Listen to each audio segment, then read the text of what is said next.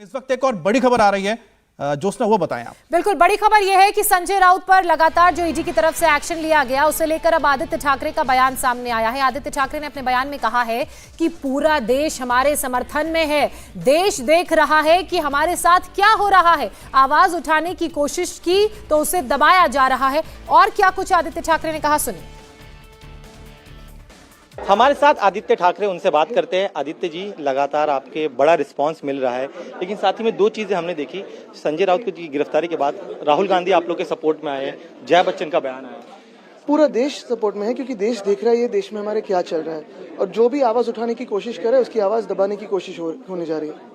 इसके साथ ही में लेकिन कल देखा कि शिंदे गुट जो है मिठाइयाँ बांट रहे थे, साथ ही में मुख्यमंत्री तो कह रहे कि 8 बजे बजने वाला लाउडस्पीकर हमने बंद कर दिया। मुझे लगता है ये एक जो हमें एक वृत्ति कहते हैं, एटीट्यूड कहते हैं, नजरिया कहते हैं, ये उनके सामने आ रही। जो उनका अभी पर्दा था चेहरे पे, वो पर्दाफाश हो रहा है। वो एक और ये भी ये चीज कही जा रही है कि बीजेपी की तरफ से कि ये दंडनीय अपराध था, जिस तरह से दूसरे को जेल में डालने की बात करते थे, आज वो जेल में। मुझे लगता है आज हम यही देख रहे हैं कि जनता शिवसेना के साथ खड़ी है, जनता सत्य के साथ खड़ी रहती है, सत्ता के साथ नहीं। हमारे देश में सत्य में विजयते कहते हैं, सत्ता में विजयते नहीं। कल एक बड़ा दिन है आप लोगों के लिए, कोर्ट में सुनवाई होने वाली, उस पर आपका क्या कहना है? पूरा विश्वास है हमारा न्याय देवता पे। चलिए, शुक्रिया हमसे बात करने के लिए। तो यहां पर आप सुन रहे थे आदित्य ठाकरे को। आदित्य ठाकरे कह रहे हैं कि पूरा देश हमारे साथ खड़ा है और हमें पूरा विश्वास है कि देश हमारे साथ रहेगा। सचिन चौधरी हमारे साथ जुड़े हुए हैं। सचिन, जो आत्मविश्वास इनको नजर आ रहा है आदित्य ठाकरे के अंदर, जमीन पर क्या है और दूसरी बात है कि हकीकत में क्या है? अच्छा सचिन, ये भी बताइए, क्या ये सिर्फ मीडिया और टीवी के कैमरों के सामने है और पीछे की हकीकत कुछ और है? जी देखिए, इस बारे में हमारी कल जो है एकनाथ शिंदे गुट के लोगों से और बीजेपी के वे वरिष्ठ जो नेता है उनसे बात हुई थी कि जो उद्धव ठाकरे है या उनके बेटे हैं वो इतने कॉन्फिडेंट क्यों नजर आते हैं, वो ये क्यों कहते हैं कि ये सरकार इलीगल है, कुछ दिनों में सरकार गिर जाएगी।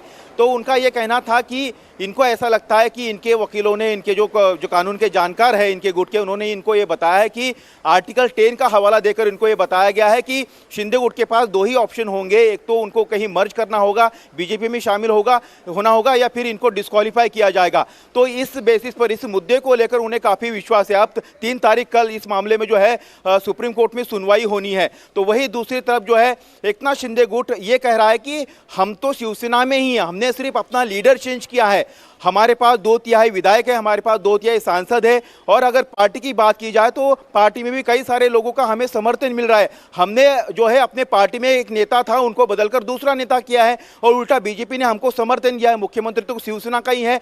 तो उन्हें काफी विश्वास है कि इस बात को कोर्ट मानेगा। जिस तरह से आंकड़े का खेल है, तो आंकड़े में शिंदे गुट जो है आगे दिखाई दे रहा है, लेकिन जो उद्धव ठाकरे गुट है, उनके जो वकील है, उनको यही लग रहा है। उद्धव गुट में संजय राउत को लेकर क्या चल रहा है?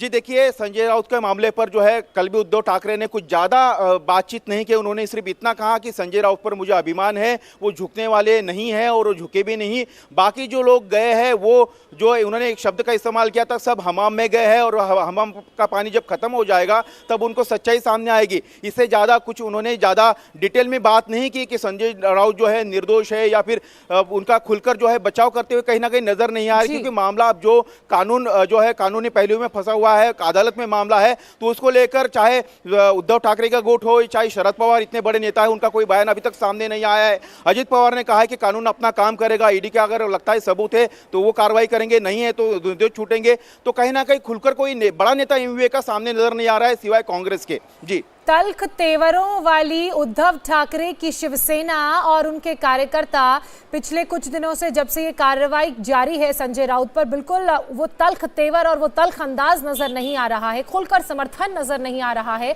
एनसीपी की तरफ से भी ये कहा गया था सचिन कि हम ईडी के दफ्तर के बाहर प्रदर्शन के लिए पहुंचेंगे, लेकिन प्रदर्शन के लिए कोई पहुंचा नहीं, पूरा सन्नाटा भरा हुआ था। इसलिए ये भी बात कही जा रही है कि ये क्या सिर्फ ये जो घर जाके मुलाकात की या इतनी देर बाद उद्धव ठाकरे के बेटे आदित्य ठाकरे का बयान सामने आया, ये सिर्फ डैमेज कंट्रोल के तहत है या फिर पार्टी इनसे पल्ला छुड़ाना चाह रही है? जी देखिए, शिवसैनिकों को क्योंकि क्या है कि रोज जो एकनाथ शिंदे के गुट के साथ कई पूरे महाराष्ट्र भर का वो दौरा भी कर रहे हैं और मुंबई में कई सारे लोग शिवसेना जो है पुराने शिवसैनिक जिन्होंने बाला साहब के साथ काम किया है वो आकर एकनाथ शिंदे के साथ जुड़ रहे हैं। तो कहीं ना कहीं उद्धव ठाकरे और उनके बेटे के सामने ये चुनौती बनी हुई है कि जो शिवसैनिक है उनको अपने पार्टी के साथ बने रखना है। अगर संजय राउत के केस में वो खुलकर सामने नहीं आते या फिर उनके घर पर परिवार को जाकर नहीं मिलते तो कहीं ना कहीं एक संदेश, गलत संदेश जाता सैनिकों में कि उद्धव ठाकरे ऐसे नेता है कि पार्टी जिनके लिए एक नेता जो है वो लगातार जो है चुनौती दे रहा था बीजेपी को, एकनाथ शिंदे को, लेकिन उनके समर्थन में भी जो उद्धव ठाकरे है वो खुलकर सामने नहीं आ रहे। तो कहीं ना कहीं डैमेज कंट्रोल करने की कोशिश की है। एक बात मैं जानना चाहता हूं सचिन, सैनिकों को ये बताने की कोशिश की है कि नहीं हम उनके सामने खड़े हैं। थोड़ा सा इसको थोड़ा पॉलिटिकली हम देख लेते हैं क्योंकि पात्रा चौल का जो मामला है ये मुंबई का है और मुंबई में आपको पता है कि म्युनिसिपल इलेक्शंस होने जा रहे हैं। ऐसे में 650 परिवार बिना घर के रह रहे हैं, तो ऐसे में क्या आपको लगता है कि ये मामला कुछ ना कुछ मुद्दा बनेगा आने वाले चुनाव में? जी बिल्कुल बनेगा कि देखिए मुंबई में लोगों को घर लेना जो है उनकी जिंदगी बीत जाती है और ऐसे में 650 से ज़्यादा लोग जो है उन्होंने अपनी ज़िंदगी वहाँ पर बिता दी। उनको रिडेवलपमेंट करके फ्लैट देने थे, लोगों ने गहने बेचे, जेवर बेचे, अपनी जो जमा पूंजी थी उसको दे दिया, लेकिन उन्हें आज भी सड़कों पर रहना पड़ रहा है। कई सारे लोग जो है रो रो कर उनका बुरा हाल है। हमने अपने इंडिया टीवी पर दर्शकों को भी बताया कि किस तरह से उनके साथ अन्याय हुआ है। तो ऐसे में ये जो मुद्दा है ये मुद्दा जरूर तूल पकड़ेगा और ये मुद्दा जो है आने वाले बीएमसी में भी तूल पकड़ेगा। और मुंबई जहां रहना, घर खरीदना इतना मुश्किल होता है, लोगों के घरों को लेकर जिस तरह से घोटाला किया गया, धोखा किया गया, उसके बाद जाहिर सी बात है चुनावों पर असर तो पड़ेगा ही। इंडिया टीवी हर वक्त हर जगह डाउनलोड करने के लिए सर्च करें इंडिया टीवी न्यूज।